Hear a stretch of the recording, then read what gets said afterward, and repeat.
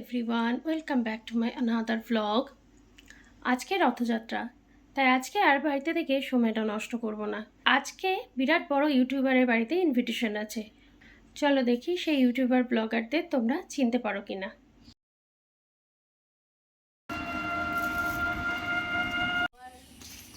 Next vlogger in our house. Thank you. Thank you. দেখো না কি আছে এটা? বের করো বের করো।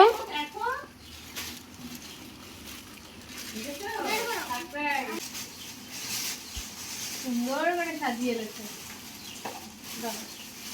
ওটা নামিয়ে ঠিক করতে হবে, টোটোতে হাওয়াতে ইয়ে হয়ে গেছে।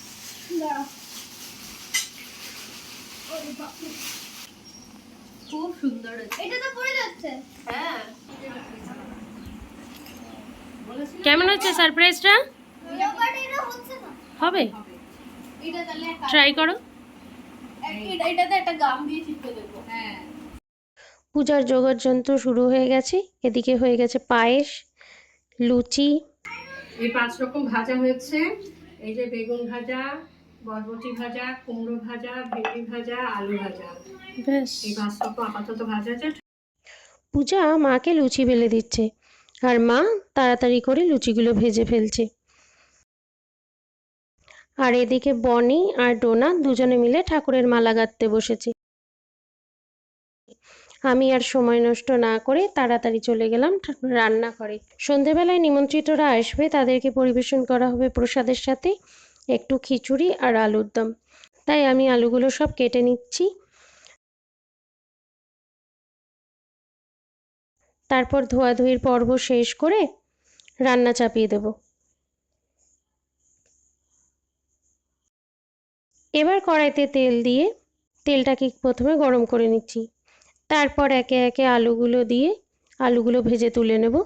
আলুগুলো ভাজতে যদিও সময় লাগবে, কেন কি অনেকগুলো আলু রয়েছে।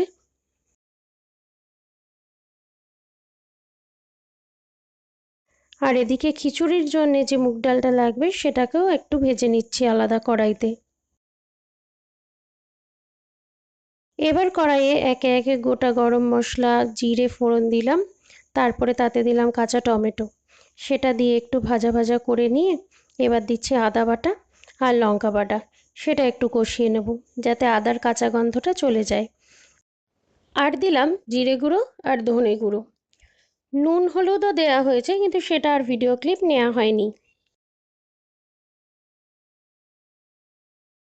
তারপর দিয়ে দেব পরিমাণ মতো একটু টক দই। সেটা দিয়ে অল্প আঁচে কষিয়ে নেব যাতে দইটা কেটে না যায়। এরপরে দিয়ে দেব আগে থেকে বেটে রাখা কাজু আর পোস্ত বাটা। তরকারিটা হয়ে গেছে। এবার তরকারিটা একটা আলাদা পাত্রে ঢেলে সরিয়ে নিচ্ছি। এদিকে ঠাকুর ঘরে ঠাকুরকে সমস্ত পোশাক পরানো হয়ে গেছে। জগন্নাথ, বলরাম, সুভদ্রা দুজনের পোশাকের কালারই ছিল খুবই সুন্দর। আর ওদিকে হচ্ছে গালিবেল মিসের চ্যানেলের ভিডিও শ্যুট।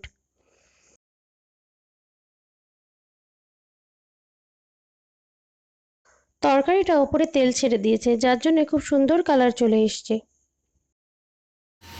এদিকে মশলা কষানো হয়ে গেছে আর এদিকে চাল ডালটাও প্রায় সেদ্ধই হয়ে গেছে। এবার এই মশলাটা ওটার মধ্যে দিয়ে একটু ফুটিয়ে গরম মশলা ঘি দিলেই ব্যাস খিচুড়ি রেডি। খিচুড়ি ডান। এবার পুজোর ওখানে যাব। সাজানোর সময় ছিলাম না, এখন দেখছি ঠাকুরটাকে খুব সুন্দরই সাজিয়েছে। ঠাকুরটাকে বলা ভুল হবে, প্রত্যেকটা ঠাকুরকেই খুব সুন্দরভাবে সাজিয়েছে। ঠাকুরের সামনে ভোগও সাজিয়ে দিয়েছে। এবার শুধু ঠাকুরমশাই আসার পালা, ততক্ষণে তোমাদেরকে আমাদের ঠাকুর ঘরটা দেখিয়ে নিই। ঠাকুর ঘরে কিন্তু অনেক ঠাকুর আছে।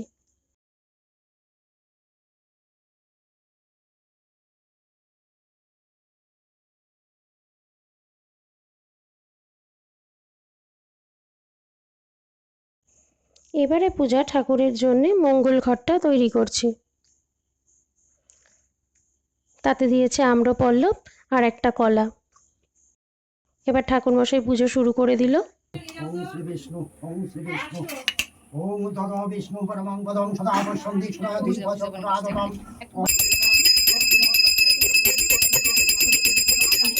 সংগতনাম ব্রহ্ম শাসনমস্তায় কল্পদ্রমি এই আছে ওপাশে এই কজন আছে। বাজাও বাজাও ওপাশে বাজাও বাজাও।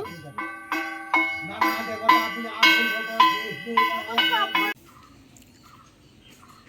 কিরে কি করিস? এই তো পুজোটা কমপ্লিট হয়ে গেছে, সবগুলো ঠাকুরকে ভোগ দেওয়া হয়ে গেছে, সব নিয়ে এসেছি। নিয়ে এসে আগে আমরা 4-5 জন খাই, বুঝলি তো।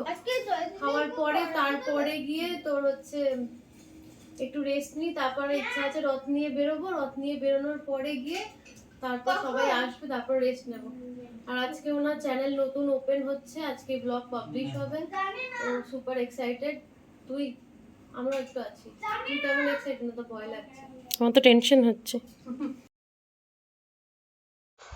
বিকেল হয়ে গেছে, বিকেল বলা ভুল, প্রায় সন্ধ্যের আগে আগে মুহূর্ত।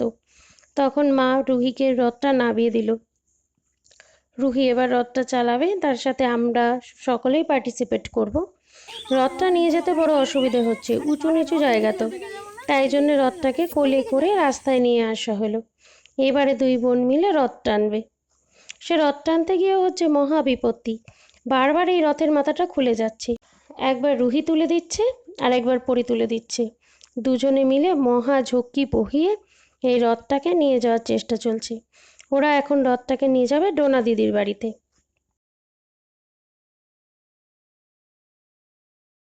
ডোনা দিদির বাড়িতে যাওয়া মাত্রই ডোনার জেঠি তাড়াতাড়ি চলে এলো রথ দেখে।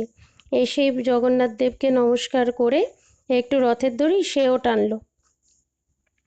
রথের দড়ি টানতে কার না ভালো লাগে বলো, আমরা প্রত্যেকেই এটা পছন্দ করি। এটা দেখে ডোনার ঠাকুমাও নেমে এলো। তার কিছুদিন আগেই পায়ে অ্যাক্সিডেন্ট হয়েছে, তবুও সে ঘরে বসে থাকতে পারলো না। রথ এসেছে বলে কথা, তা তো টানতেই হয়। রাস্তা দিয়ে যারা যারা যাচ্ছে প্রত্যেকেই একবার করে রথের দড়িটা টানছে, আর সেও খুব মজা পাচ্ছে, আমরাও দেখে ভালো লাগছে। আর রুহি তাদেরকে লজেন্স দিচ্ছে। এই এক ছোট্ট খুদে বাচ্চা, সেও তার দাদুর সাথে চলে এসেছে মাকে নিয়ে রথ টানতে। সে তাকে দিয়ে জোর করিয়ে নমস্কার করানো হচ্ছে। সে তো বোঝেই না নমস্কার কী জিনিস। সে প্রথমে বুঝতে পারেনি যে এটা কী জিনিস, তারপর যখন বুঝলো যে এই দড়িটা ধরে টানলেই এটা চলছে, সেও আর ছাড়বে না। রথ নিয়ে সে বাড়িই চলে যাবে। সন্ধে হয়ে গেছে, এখন রাস্তায় অনেক লোক জড়ো হয়ে গেছে, ছোট বড় সবাই। সবাই এখন রথ টানবে। এই রথ টানতে টানতে তো অনেক দেরি হয়ে যাবে, ওদিকে নিমন্ত্রিতরাও চলে আসবে। তাই তোমাদের সাথে আর এর পরের মুহূর্তগুলো শেয়ার করতে পারছি না। আজ এখানেই রাখছি। যদি তোমাদের ব্লগটা ভালো লেগে থাকে, লাইক কমেন্ট শেয়ার অবশ্যই করো। ততক্ষণ টাটা।